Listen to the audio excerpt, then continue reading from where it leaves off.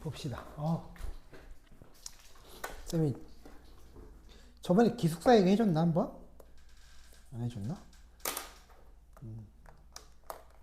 쌤이 예전에는 기숙사를 살았거든. 학교가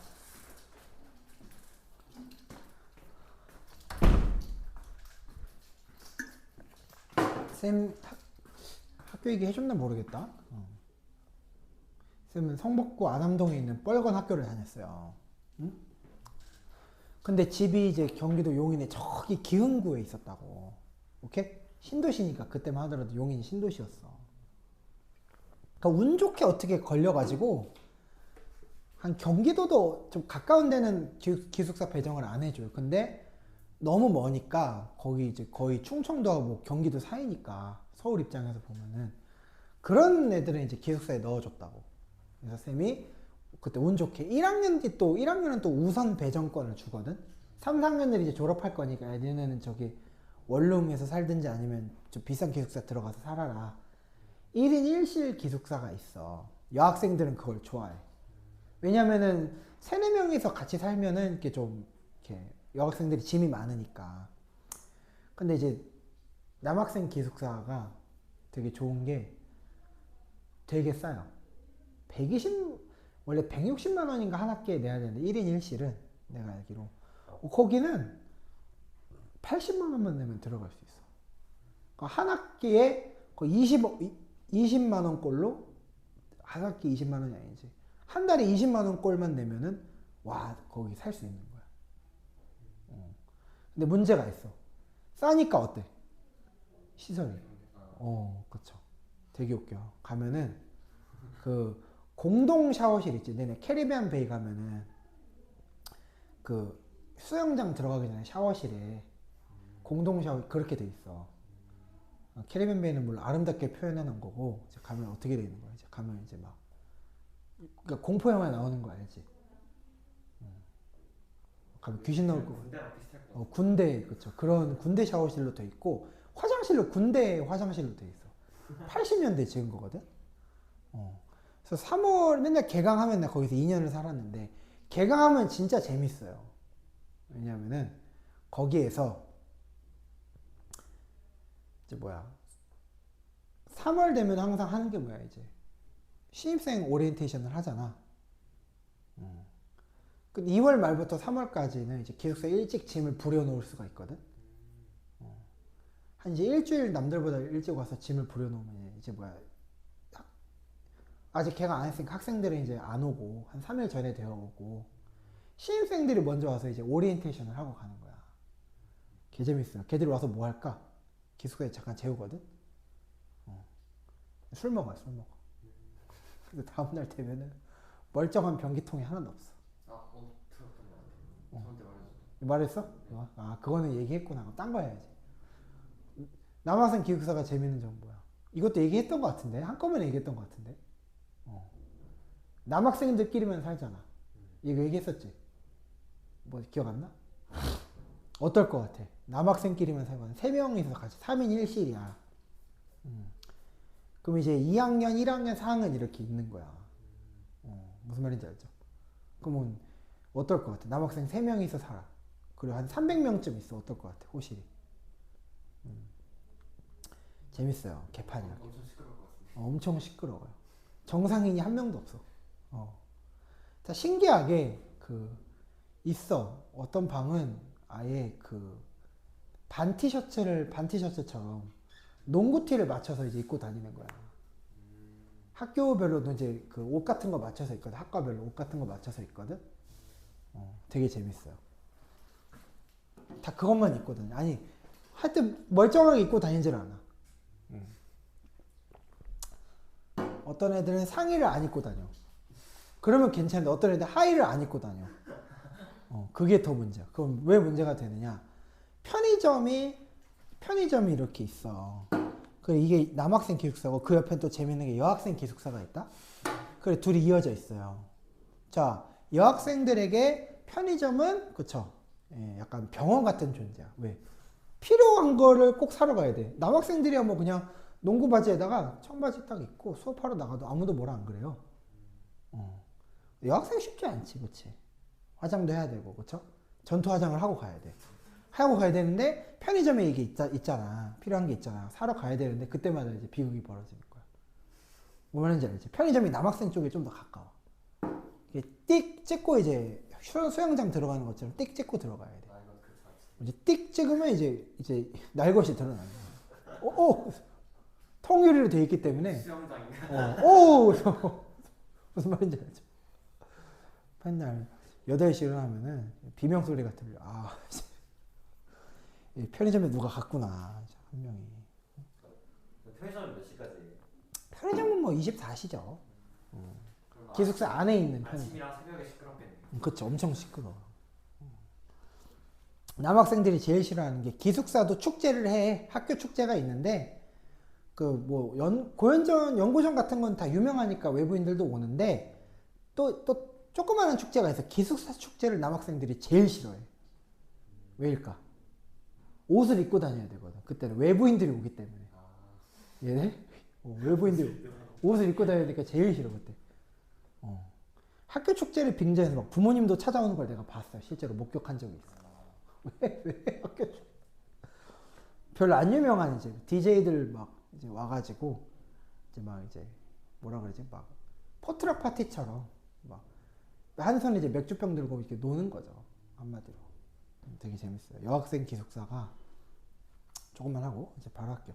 여학생 기숙사는 단점이 뭐냐면은 월담이 안 돼 이게. 12시가 지나면 셧다운이 돼요. 12시가 되면은 이게 문이 탁 잠기면서 부모님한테 문자가 가. 좀 치욕스럽지 않냐? 20살 넘었는데? 여학생들 12시 넘어서 전화 오고 그래요. 술 먹다가 애들이 전화번호로 가. 내가 그래서 맨날 놀려. 그런 거 볼 때마다. 아휴, 신데렐라 하면서. 맨날 놀려. 되게 치욕스러워. 그러니까. 남자는 안 가요? 남자도 똑같이 알람 남자들은 뭐 알람 가든 말든 뭐 상관이 없어. 상관이 없어. 뭐 오면 오는 거지 어떡하라고. 그죠? 남학생들은 그리고 상대적으로 자유로운 게 월담이 돼. 우린 치마를 입지 않아. 월담을 할 수 있어. 높이 똑같아요? 높이는 모르겠어. 높이 여자가 좀 낮고 남자가 좀 더 높았는데 어쨌든 데모 때 쓰던 사다리가 있어요. 선배들이 막 80년대 때 막 창고에 처박아 놓은 거 막 그런 걸 막 어디서 지하 2층에서 꺼내와. 경비들이 아직 못 찾은 거. 막 지하 창고에 막 별게 다 있어. 막 경찰한테 뺏은 뭐 방패, 뭐 진압봉 이런 거 막 자랑하고 우리 학과 이거 80년대 80년대 항쟁 때 쓰던 거다. 뭐 이런 거 막 얘기해주고 막. 깝깝한데 또 거기에서 잘 뒤져보면 사다리 같은 게 있어. 그거 접이식 사다리 같은 거 꺼내가지고 밧줄로 매달아서 줘. 그럼 이제 그걸로 월담하면 돼 우리는. 오케이? 남학생 기숙사는 그게 된다. 여학생은 그게 돼 안 돼? 어떻게 안 되죠. 근데 여학생들이 비장의 무기가 하나가 있는데 바로 야식 구멍이야. 야식 구멍이 있어. 망치로 박살낸 건가요? 아니 그게 아니라 야식을 합법적으로 받을 수 있게 창문에다가 쇠창살만 달아놓고 오픈해 놓은 거야. 거긴 겨울에도 열려 있어. 거기를 카드를 주면 결제를 하고 야식을 건네고 이제 그런 구멍인데 이걸 악용할 수 있어. 어떻게? 여학생의 장점이 뭐야? 남자보다 날씬하다는 거야. 그러니까 거기를 이제 샥 넘는 미션 임파서블처럼 싹 넘어가는 거야. 싹 넘어가. 그것 때문에 다이어트를 많이 해. 그치. 근데 이제 이게 이제 그러니까 되게 웃긴 게 뭐냐면은 다 물어보면은 다 넘어갈 수 있다 그래. 다 넘어갈 수 있다 그래. 무슨 말인지 알지? 실제로 그럴 수가 없어요. 왜냐면 그 야식 구멍이 되게 쇠창살까지 해놨기 때문에 되게 좀 얇거든. 오케이? 그 간격이 되게 얇은데 되게 웃겨. 술 안 먹으면 들어갈 수 있어. 술 먹으면 이제 배가 부풀어서 못 들어가는 거야. 그럼 이제 호기롭게 몇 명이 진짜 마른 애들은 들어갈 수 있거든. 들어가다 어떻게 됐겠어? 이 클러치백, 이게 메신저백인가? 있잖아. 뭐라 그러니? 이런 작은 그런 토트백 같은 걸 얘가 메고 가방째로 들어가다 그게 걸린 거야. 내가 그걸 지나가다 본 거지. 나는 이제 난 사다리 찾고 있는데 걔가 이제 걸려갖고 다리가 버둥거리는 걸 본 거예요. 그래서 가니까 되게 있어. 배달부가 한 6명, 7명 서 있어, 이렇게. 왜? 막혀서 야식이 못 들어가니까. 그 여자애들은 한 20명이 이제 그 통유리 텅텅텅 두드리나. 막 핸드폰 불빛으로, 얘네는 LED 폰으로 이렇게 얘 좀 빼주세요 이렇게 막 적어서 나한테 보여주는 거지. 그래서 내가 처음에 깔깔 웃었는데 이거 어떻게 하나.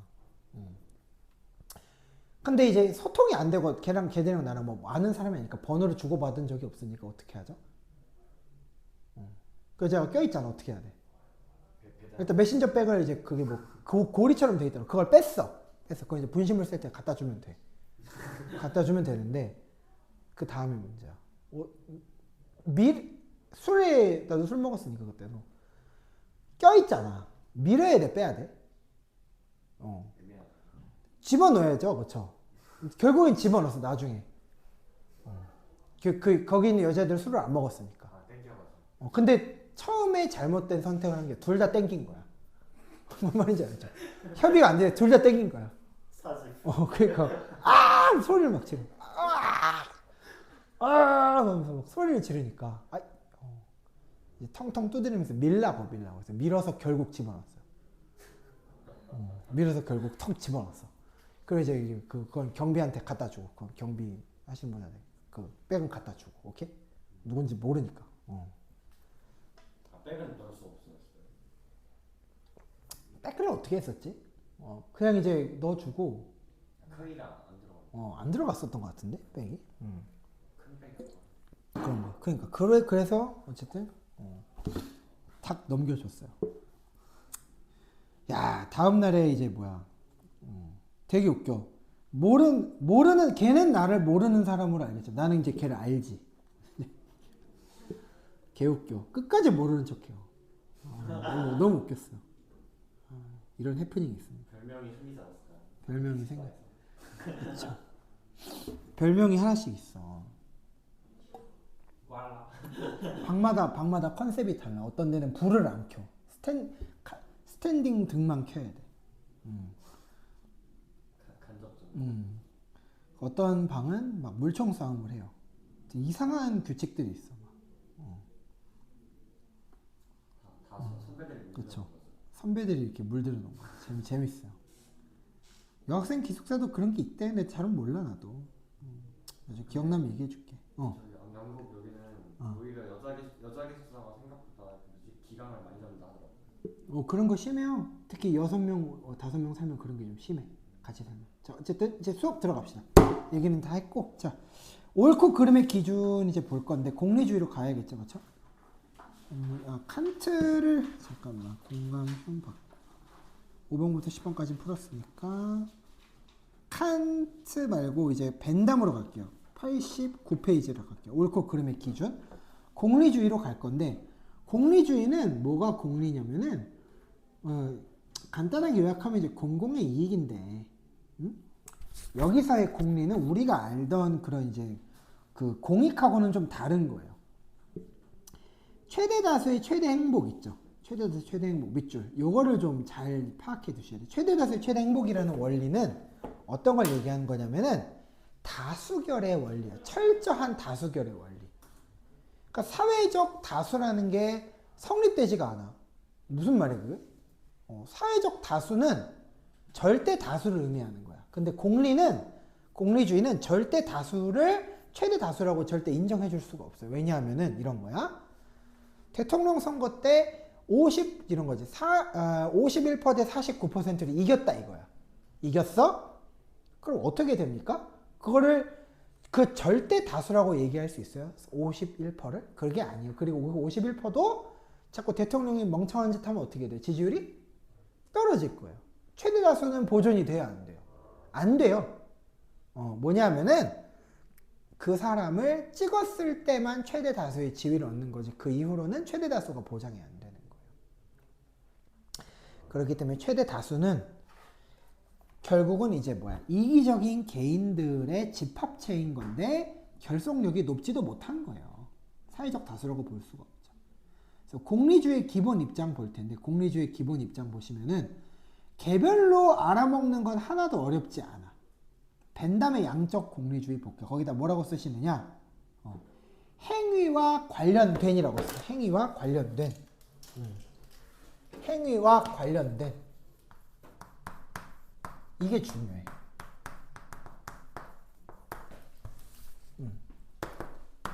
모든 사람의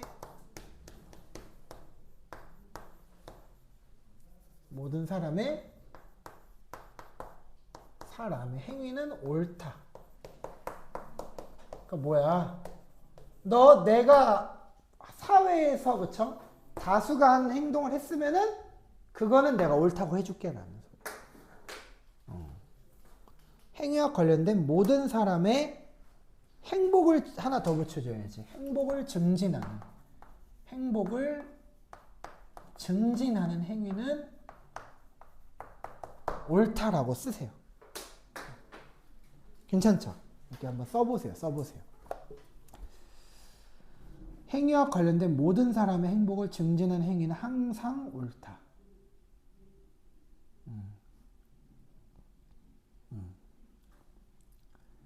그러니까 행위와 관련된 당사자들에게만 쾌락을 주는 건데 그 쾌락도 그냥 쾌락이 아니라 최대 행복을 준다라는 거잖아. 최대 행복은 어떤 의미가 들어가 있냐면 계산이 가능하다라는 소리야. 계산이 가능하다. 계산이 가능하다. 좀 슬프게 얘기하면은 그런 거지. 생일날 얼마짜리 선물을 주느냐에 따라 이 사람의 호감도나 사랑을 측정할 수 있다. 이게 최대 행복인 거야. 비유를 들자면 이해되셨죠? 그래서 양적 공리주의는 모든 쾌락은 질적 차이가 없다. 그러니까 뭐냐? 더 높은 차원의 쾌락이라는 건 없다. 그러니까 더 좋은 쾌락, 덜 좋은 쾌락이 있는 거지. 그쵸? 예를 들어서 봉사활동이 공부보다 더 나은 쾌락을 준다는 보장이 없으면 하면 안 된다. 이 얘기. 괜찮죠? 그렇기 때문에 강도, 지속성, 확실성, 근접성, 다산성, 순수성, 범위 이거에 따라 쾌락의 범위는 그때그때 달라진다라고 얘기하는 거고, 그래서 벤담은 이렇게 얘기하는 거야. 그러니까 관련된 모든 당사자들 행복은 공평하다 밑줄. 조심해야 돼. 모든 사람의 행복이 공평하다 이러면 박살납니다. 행위와 관련된 당사자들이에요. 알겠습니까? 그래서 여기다가 따옴표 친 거잖아 지금. 알겠죠? 괜찮죠? 행위와 관련된 당사자들이 공평한 거지 모든 사람들에게 공평하게 쾌락을 가져다 준다 그딴 건 없다. 알겠습니까? 그런 건 없다. 항상 최대 다수만이 기준이 된다라는 거죠. 자, 그런 거고. 그러니까 결국은 결과가 동기보다 더 중요하다라는 거. 이런 관점은. 이런 거야. 지지율만 높으면은 좀 심한 말로 무슨 짓이든 해도 상관없다 이 얘기죠. 괜찮죠? 근데 이제 밀과 벤담의 차이점을 이제 보기 위해서 이제 밀을 고려해야 되는데 밀 밑으로 이제 가셔서 밀의 질적 공리주의 볼게요. 쾌락의 양만이 아니라 질적인 차이도 고려해야 된다 이렇게 돼 있죠. 다음 장 넘어가셔서 90페이지 거기다가 이제 쓰시는데 첫 번째 쾌락의 양만이 아니라 질적인 차이도 고려해야 된다 써져 있죠.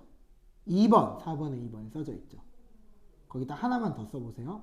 양과 질이 비례하지 않는다. 쾌락의 양과 질은 절대 비례하지 않는다라고 딱 써주셔야 돼. 무슨 말일까 도대체? 쾌락의 양과 질이 비례하지 않는다. 이런 거지. 두쫑쿠는 2개까지만 쾌락이다 이 얘기야. 푸드파이터를 하고 막 이제 내가 막 12개씩 먹어 어떻게 된다는 거야. 그때보단 쾌락이 아니라 질병이 된다. 이해되셨습니까? 양과 질이 비례하지 않는다. 그리고 그 시간에 운동을 하는 게 질적으로 더 좋은 쾌락일 수도 있다. 이렇게 얘기하는 거죠. 그래서 정상적인 인간은 누구나 질적이고 수준 높고 고상한 쾌락을 추구하는데 이런 거지. 당장 쾌락으로 안 보이는 거를 쾌락으로 선택한다 이거야. 어떤 거? 학문, 종교, 예술활동 이런 걸 얘기하는 거야. 고상한 쾌락. 그러니까 그런 게 합의가 안 됐으니까 누가 가르쳐줘야 돼?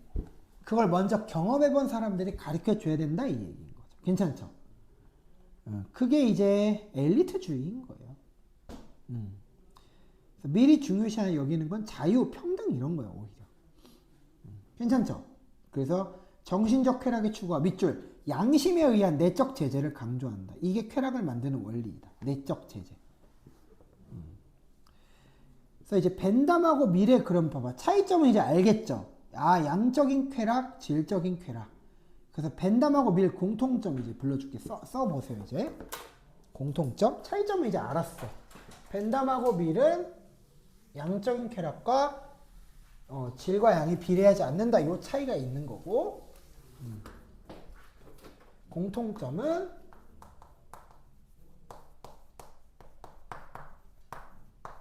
벤밀 공통은 쓰세요. 어쨌든 사회 행복을 증진한다. 행복을 증진하기 위해서. 얘네는 알아먹긴 진짜 어렵지 않아요. 좀 쉬워. 밑에 행위 공유주의가 조금 어려워.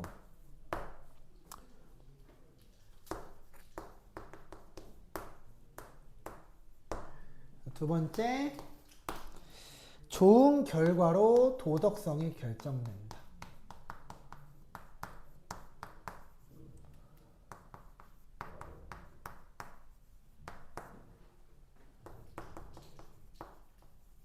여기서 우리가 쓸 수 있는 힌트가 뭐냐? 되게 조심해야 돼. 자연적 경향성이라는 게 등장해. 이거 처음 보는 거 아니거든? 자연적 경향성이 도덕의 기반이 돼.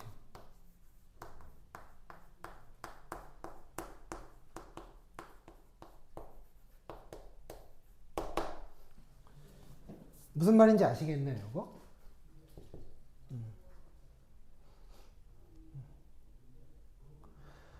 사람의 욕구나 감정이 도덕의 기반이 된다. 칸트하고 완전 다르지. 칸트는 이제 뒤에 가면 칸트가 뭐라고 얘기하냐면은 야 아니다.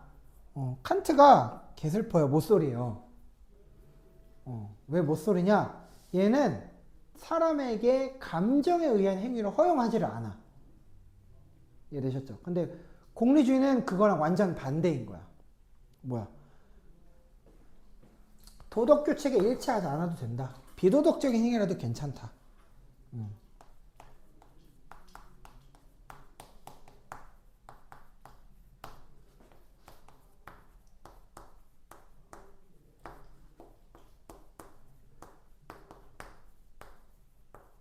이것도 쾌락을 만들 수 있다 없다? 있다라는 거야. 행복을 증진한다. 이렇게 써주시면 돼요. 결과가 중요하다. 감정으로도 할 수 있다. 욕구랑 감정으로도 도덕을 그쵸? 창출할 수 있다. 사람들이 칭찬해주면 그만이다. 그리고 결과적으로 좋으면은 과정이 동기가 잘못돼도 괜찮다는 거예요. 괜찮죠? 이렇게.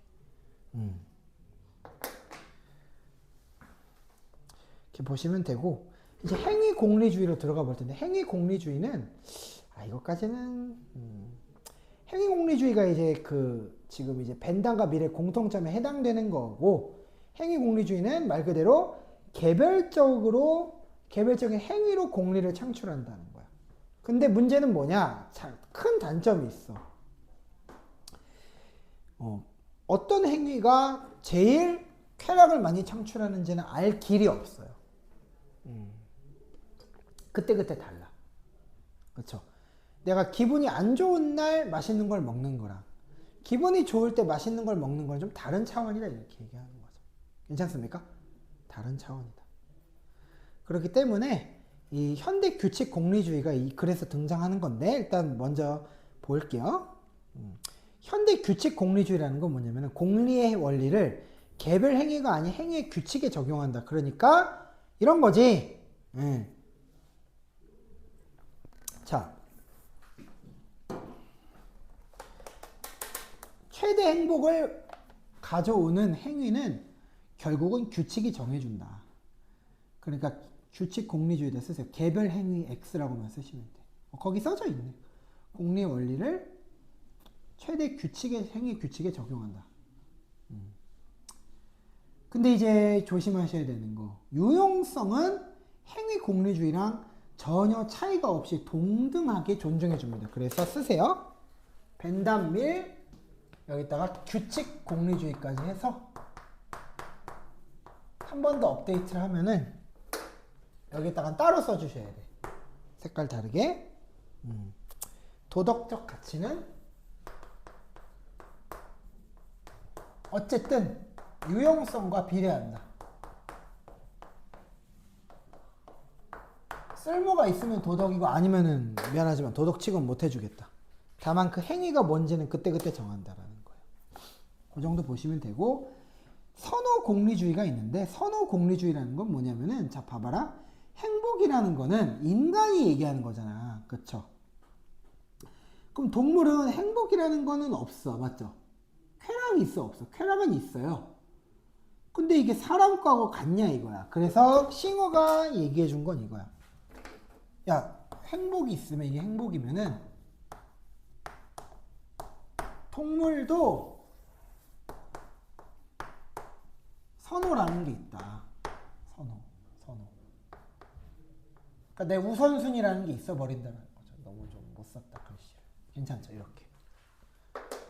이거는 사람 건데 이거는 동물도 가질 수 있다. 이거 이해되셨죠? 여기 해당되는 존재들을 모두 존중해 줘야 된다. 그래서 쾌락과 고통을 느낄 수 있는 모든 개체 밑줄. 거기다가 뭐라고 얘기하느냐? 감각을 가진 모든 개체라고 쓰세요. 그러니까 감각이 없어. 근데 동물이야. 그러면 존중 못 해준다는 거예요. 그러니까 감각을 가진 모든 개체는 모든 동물이라고 하면 돼요? 안 돼요? 안 되죠. 알겠습니까? 감각을 가진 모든 개체는 모두 평등하게 고려해줘야 된다. 근데 조심해야 되는 게 평등하게 고려해준다는 건 이거야. 아, 쟤가 돼지나 소가 고기로 만드는 과정에서 죽이면 아플 거니까 덜 아프게 죽이자. 최대한 고통받는 시간을 줄이는 게 맞다. 이렇게 보는 거예요. 괜찮죠? 그리고 이제 동물에게까지 공리의 원리를 확대하여 적용한다라고 되어 있는데 거기다가 밑줄 그으시고 쾌락과 고통을 느낄 수 있는 동물의 모든 동물 X야 모든 존재 존중 X라고 쓰세요.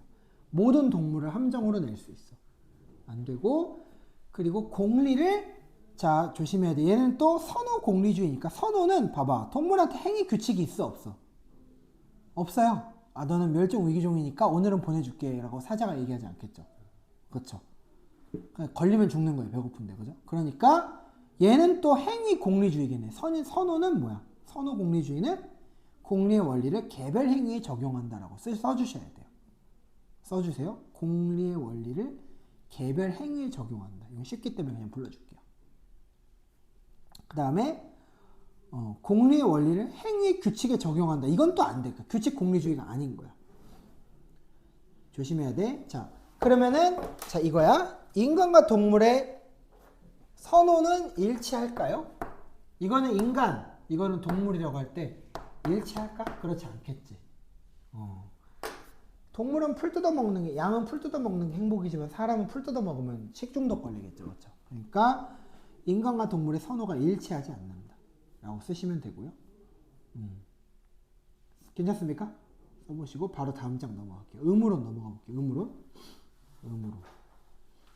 아 이제 여기 어려워. 칸트가 좀 더 어려워. 벤담은 쉽고 칸트가 어렵게 내는 게 있어요.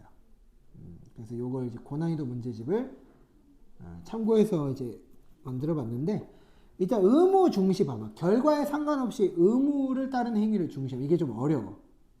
몇 페이지냐면 191페이지죠. 그래서 봐봐요. 조심해야 돼. 의무에 부합하는 행위라고 쓰세요. 지울게. 어려우니까 이건 써줄게요.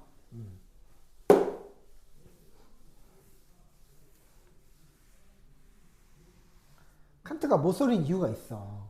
뭐냐면은 사람의 감정이나 욕망에 대해서는 그걸로 어떤 좋은 결과가 벌어지더라도 야 그거는 감정이 시켜서 한 거니까 공평하지가 않잖아 이렇게 얘기하는 느낌인 거야.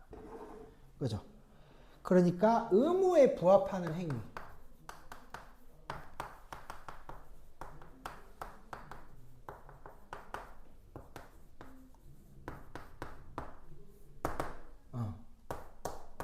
이걸로는 쾌락을 만들 수 없다 이거야. 안 된다. 이걸로는 도덕적 행위가 성립할 수 없다.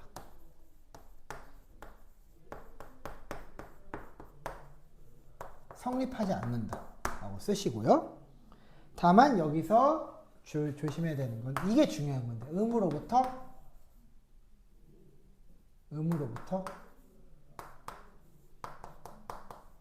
이게 중요한 거야. 비롯된 행위.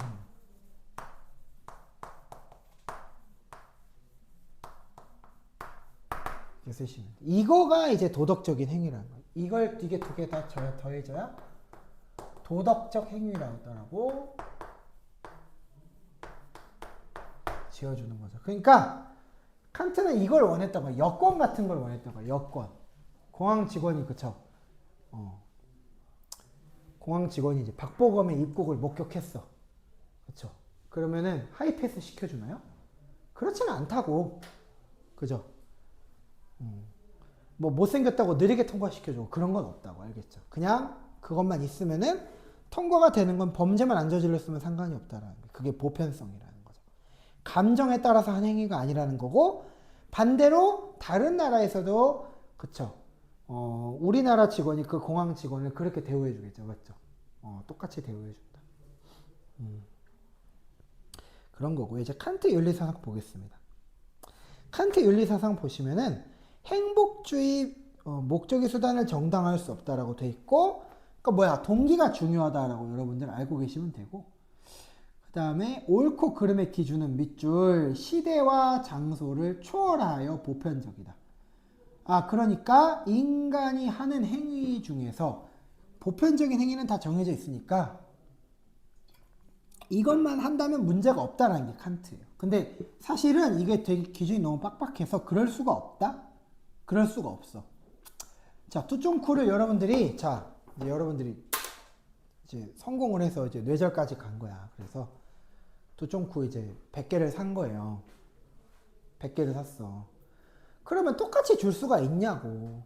말이 돼? n분의 1로 똑같이 줄 수 있어? 모든 사람에게? 안 돼요. 행위 자체가 성립이 안 돼. 왜? 이미 100개라는 시점에서 끝난 거야. 100명밖에 안 돼. 그죠? 그 100명 중에서도 당연히 가족들한테 많이 배분되겠지. 그쵸? 가족, 연인, 친구. 그렇게만 해도 벌써 100개가 안 되잖아요. 그죠?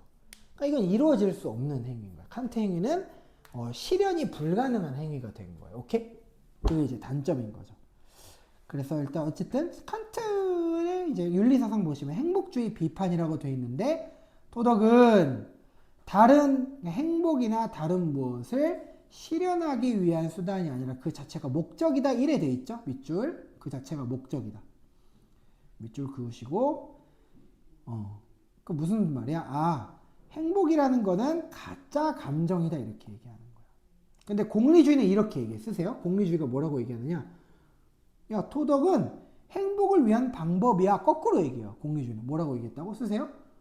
공리주의가 뭐라고 얘기했다고? 도덕은 행복을 위한 방법이다. 딱 비교가 되죠.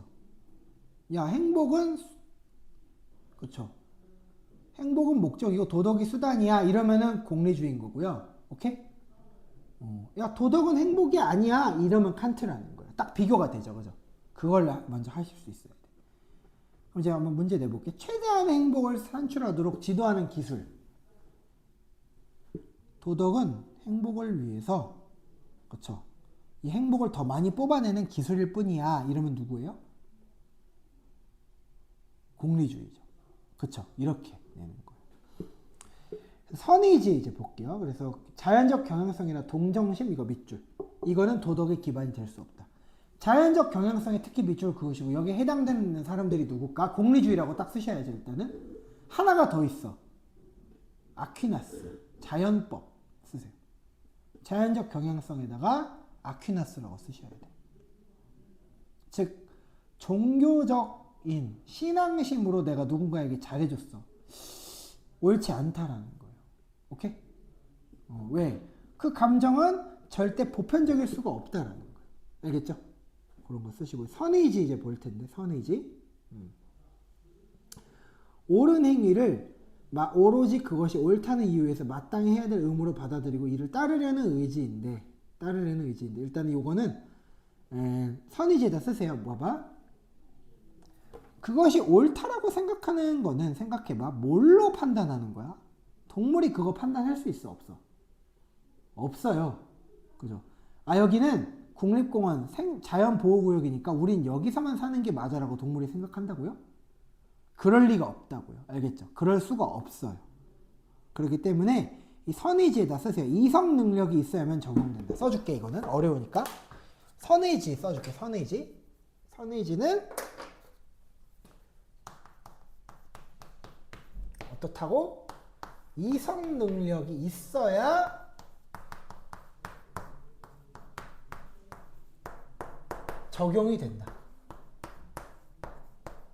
쓰시고 2번. 그 다음에 이제 경향성을 지닌 존재에게만 허용된다. 경향성을 지닌 존재에게만 허용된다.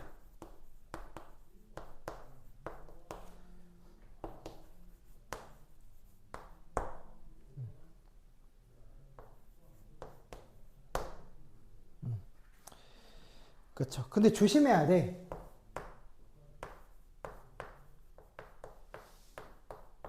이건 아니야.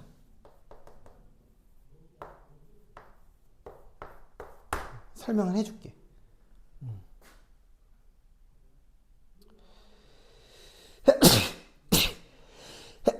어우, 미안해.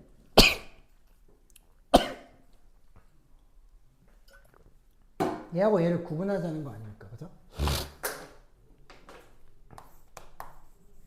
얘는 뭐냐면은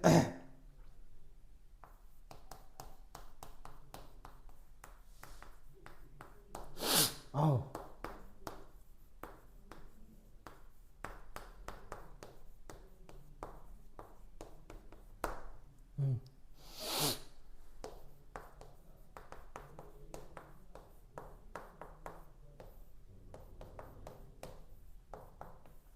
이걸 얘기하는 거야.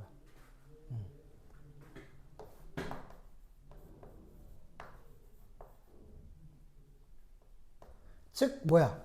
아, 나한테 좋은 거, 나한테 좋게 행동하는 욕망과 충동은 그쵸? 선의지에 그쵸? 선의지에 기반이 된다라는 거야. 조심해야 돼.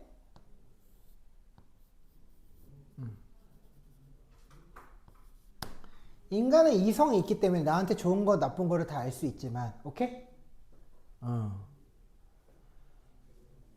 그렇기 때문에 선의지를 가질 수가 있는 거야. 이해되셨죠? 그 이유라는 거야, 이유.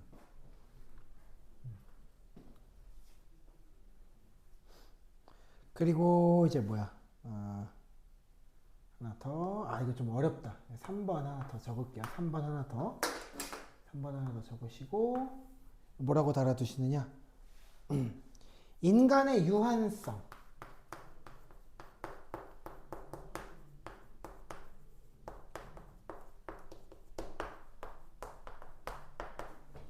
이렇게 써놨어요. 어려운 문제. 인간의 유한성이라는 조건 때문에 어떻다? 의무의 형태를 지닌다.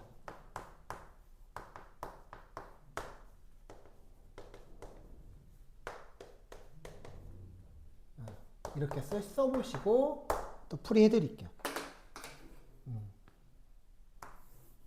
요거를 따로 분리해줄게.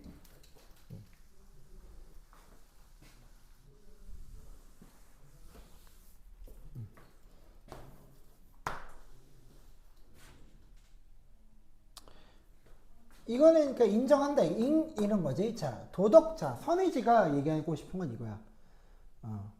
도덕적 행위를 분리하기 위해서 도덕적 행위를 그냥 일반적인 행위랑 우리가 밥 먹고 하는 거랑 도덕적 행위는 다르다 이거야. 오케이? 그걸 분리해주기 위해서 선의지를 동원하는 건데 그 선의지를 갖기 위한 인간은 보통 이렇다 이렇게 얘기하는 거야. 알겠죠?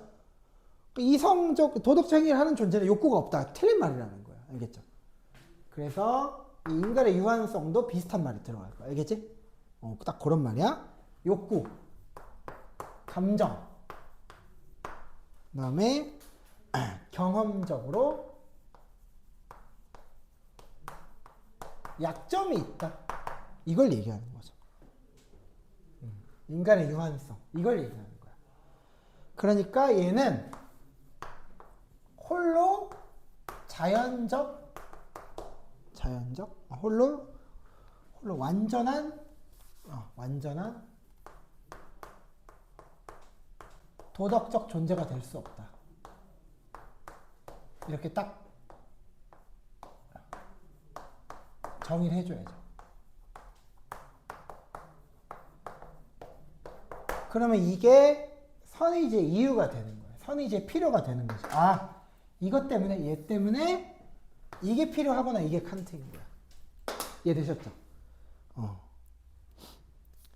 인간은 동물이랑 다른 게 이런 게 있고, 그 다음에 이런 게 있다. 욕구 능력이 있다. 근데 욕구 능력이 감정에 의존하기 때문에 이런 거에 제약당하기 때문에 홀로 완전하게 될 수는 없으니까 반드시 이거를 인공적으로 비타민처럼 먹어야 된다. 괜찮습니까? 이런 비타민처럼 먹어야 된다. 그러니까 도덕적 행위의 의무의식, 그러니까 동물한테 없고 인간에 있는 거 의무의식, 그 다음에 선의지의 지배를 받는 행위, 이런 게 있다는 거죠. 괜찮죠? 이렇게 보시고 이제 도덕법칙 강조 보시면은 핵심 내용이 이제 보편주의 보시면 내 의지의 경륜이 언제나 보편적 입법의 원리가 될 수 있도록 이렇게 돼 있잖아요. 의지의 경륜 밑줄, 의지의 경륜. 그러니까 봐봐, 칸트는 인간의 의지를 인정하지 않는다라는 게 아니야. 그러니까 너는 의지를 가진 존재야. 그러니까 너는 경향성을 지녔어. 이렇게 얘기하는 거예요. 오케이? 그런데 도덕적 행위를 하려면은 그것만으로는 안 되라고 얘기하는 거죠. 괜찮습니까? 이해됐어요? 봐봐. 여기다 하나 더 써줄게. 칸트가 필기가 폭발하죠, 갑자기. 당연히 칸트를 어렵게 낼 거니까. 공리주의 풀면은 여러분들 세상 쉬울 거예요. 야, 이게 뭐야? 이게 3점짜리야? 그래서 공리주의는 오답률이 그렇게 높지가 않아. 쌤이 한번 보여줄게요. 예전에 오답률 자료 주지 않았나? 윤사 오답률 자료 한번 보여줄게. 윤사 오답률.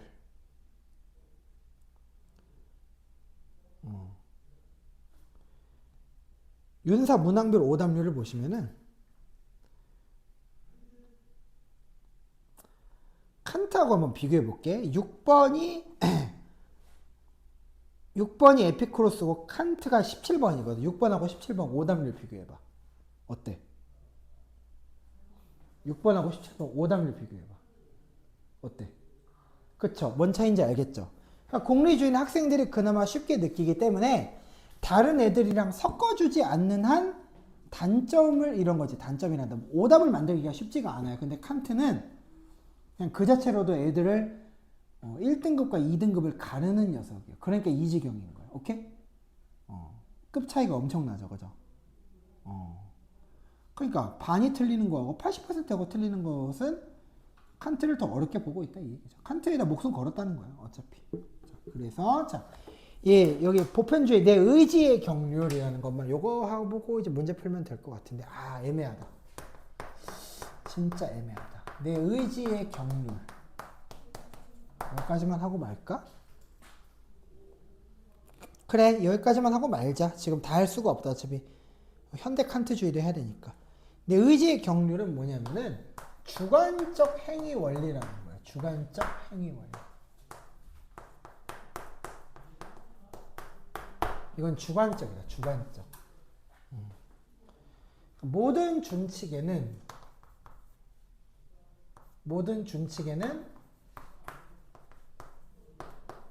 보편성이 없다. 이렇게 쓰시면 돼. 모든 준칙에는 보편성이 없다. 그러니까 뭐야? 쾌락을 추구하는 거 이거 돼? 안 돼? 쾌락을 추구하는 거 이거 돼. 내 의지의 경륜으로 성립할 수 있다. 그쵸? 이것도 준칙은 가능. 근데 보편적인 준칙은 이건 안 되는 거죠. 예를 들어봤을 때 괜찮죠? 쾌락을 추구하는 거는 준칙이 되지만 보편적 준칙은 될 수 없다. 그러니까 보편적 입법의 원리가 될 수 있도록 밑줄 확 그어야죠. 밑줄 확 긋고 거기다가 뭐라고 쓰느냐?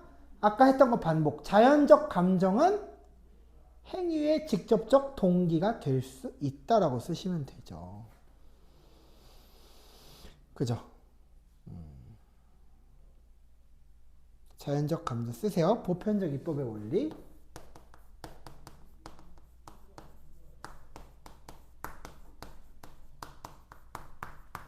이거하고 대비되는 거야. 이거하고 대비되는 거. 정신 바짝 차려. 이거 어렵다. 이건 별표 한번 그어볼게요. 별표 안 그었는데 오늘은 그었어. 자, 보편적 입법의 원리는 뭐랑 대비되는 거냐? 그쵸? 자연적 감정. 근데 자연적 감정도 조심해야 돼. 행위의 보편적인 행위 아니야?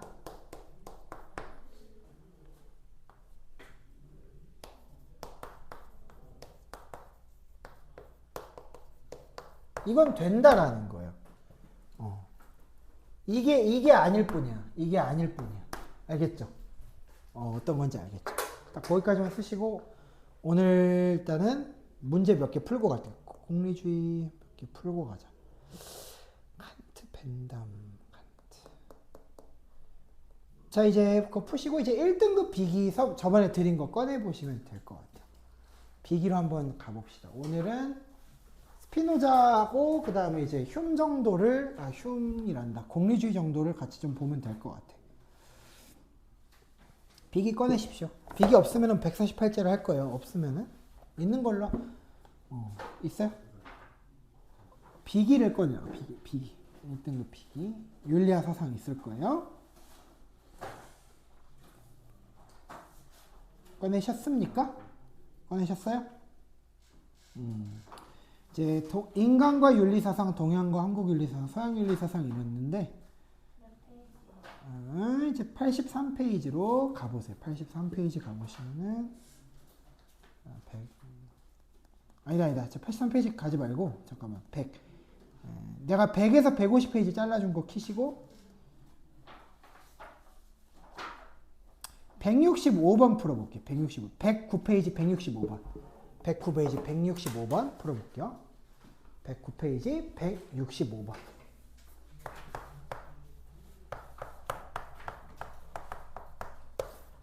풀어볼게요.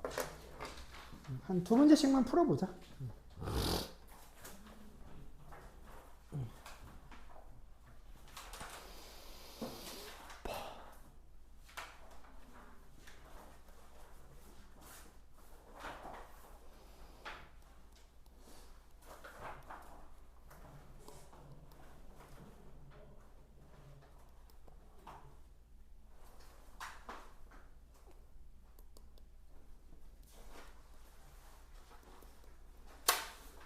없으면은 얘기하세요. 다른 걸로 풀면 돼요. 어차피 엔제나 뭐 1등급 비기나 똑같은 녀석들이에요.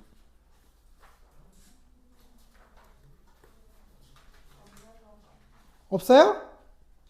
주요. 어떡합니까? 109페이지.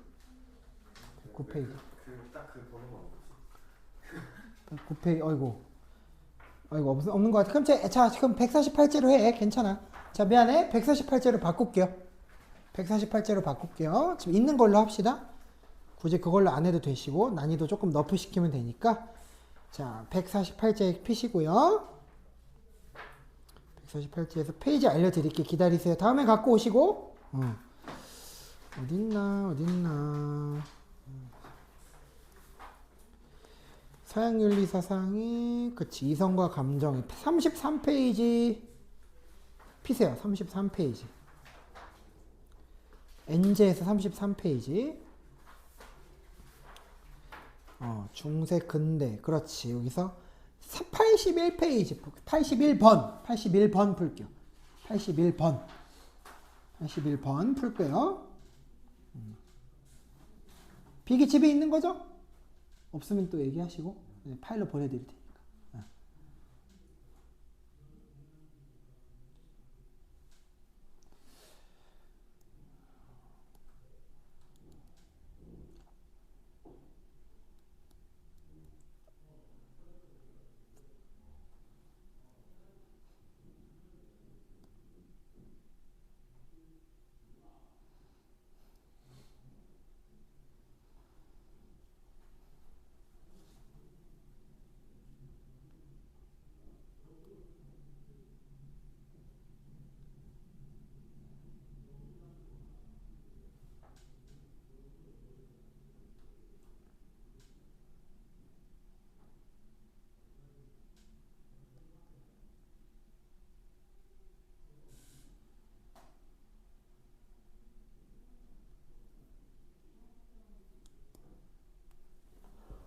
41번만 풀어보세요. 예전 거 비교하는 거예요. 잘 했어요. 기억은 다 잘 발라내셨네.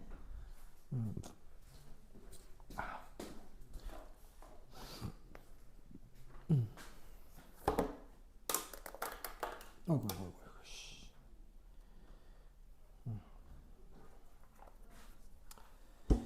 자, 디귿 볼게요. 아니, 일단 풀어보세요.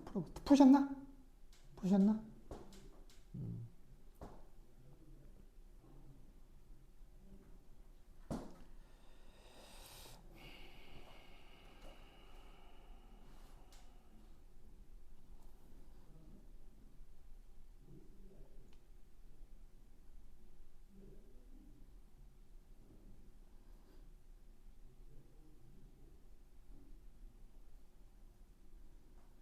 푸셨어요?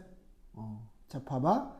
공리주의에서 제일 어려운 게 사회 전체 쾌락이 등장하면 애들이 맞는 걸로 고른다는, 웃기지 마시라는 거예요. 내가 계속 얘기했잖아. 사회적 다수의 쾌락이라는 거는 있어 없어? 그딴 건 없다니까? 왜? 그 행위를 한 사람들한테만 허용이 되니까, 그쵸? 개인의 쾌락이, 쓰세요. 개인의 쾌락은 사회의 쾌락인 거야. 개인의 쾌락의 총합이 사회의 쾌락인 거야. 쓰세요, 그렇게. 한 번 더. 이해되셨나요? 개인의 쾌락의 총합은 사회의 쾌락이다. 오케이? 그러면 이제, 이거는 사회는 개인의 쾌락을 넘는 거를 쾌락으로 만들 수는 없다라고 우리가 딱 박아두면 좋죠. 이렇게 알아두셔야죠. 그리고 이제 정답은 그래서 이제 2번 된 거고요. 그 다음에, 자, 도덕은 감정이나 정서기 때문에, 오케이? 최대 다수의 최대 행복이라는 말은 돼야 안 돼요? 안 되는 거예요. 괜찮죠? 그렇기 때문에 리을은 또 제외가 되는 거예요. 승인과 부인의 감정 자체는 흉까지 공리주의 게 아니라는 거예요. 그러니까 흉하고 공리주의하고 겹쳐서 내는 거는 굉장히 교묘한 짓을 하는 거죠. 괜찮죠? 그러니까. 괜찮죠? 그러니까 칸트하고 이제 흉하고 구분 되겠어요? 먼저 이렇게 구분 짓고 가는 문제 한번 풀어봤고요. 괜찮습니까? 그 다음에 나머지 이제 넘어갈게요. 한 번 더 좀 칸트, 그치. 84번 풀어봐. 84번. 이거 조금 난이도 쉬운 문제.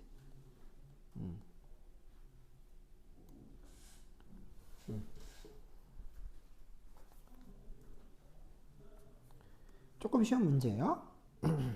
하고 이제 마칠게요. 한번 하고.